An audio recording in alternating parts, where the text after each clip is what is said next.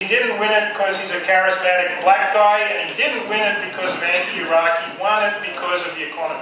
Obama has delivered on at least one side of his less Iraq, more Afghanistan by putting more troops in Afghanistan.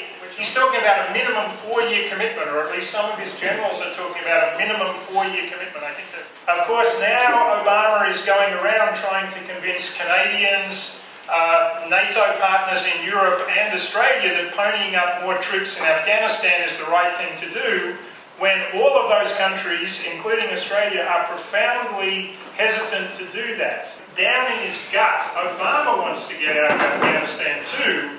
He's just stuck with this election commitment that I'm going to be tough on national security, and the way to do that is to have my own surge in Afghanistan.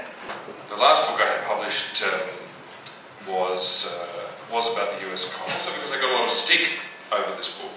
It was published in late 2004, 2005 in Australia, and it was very critical of stick, because I said that a living God in America, otherwise known as Alan Greenspan, was actually the cause of their biggest economic problems. And the politics of it is going to be more interesting. Second issue, the economy. So Obama had this great advantage in the election campaign, which was that no one could blame him for causing the financial crisis.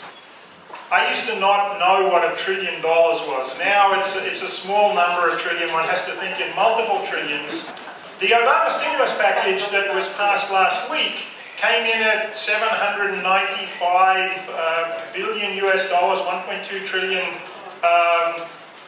Australian dollars, the biggest stimulus in the world since the US spending boom in World War II. On the one hand, the Democrats say, oh my God, Obama, you wimp, you talked to the Republicans, they talked you into all these tax cuts, you didn't do enough of the big long-term stuff that we need to do to change the American economy, most importantly move towards universal health care, and you're a wimp. You lost this opportunity. You did this bipartisan business, you didn't get any Republicans to vote with you in the end, and you sold our commitment down the river. And I think that the thing to note about that is that in the United States there is massive pent-up demand for left-wing reform.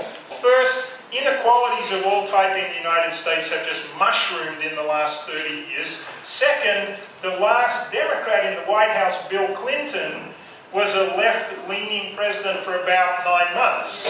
And then he ran to the center on domestic issues. So if you're American and you have a progressive agenda, you have Ronald Reagan, George Bush Sr., Bill Clinton, George Bush Jr. as a 30 years, as Kevin Rudd has said, of neoliberalism in the United States. So enormous pent-up demand on the left that Obama has to deal with.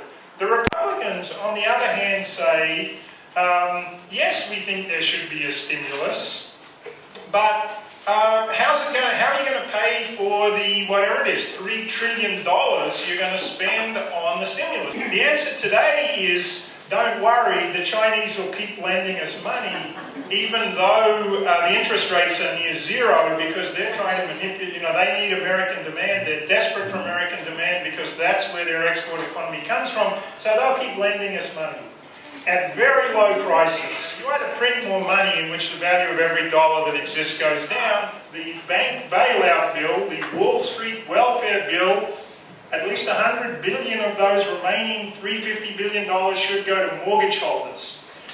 Regular individuals who have homes that are underwater, not in the flood sense, but in the sense that what they owe on their mortgage is greater than the value of their homes.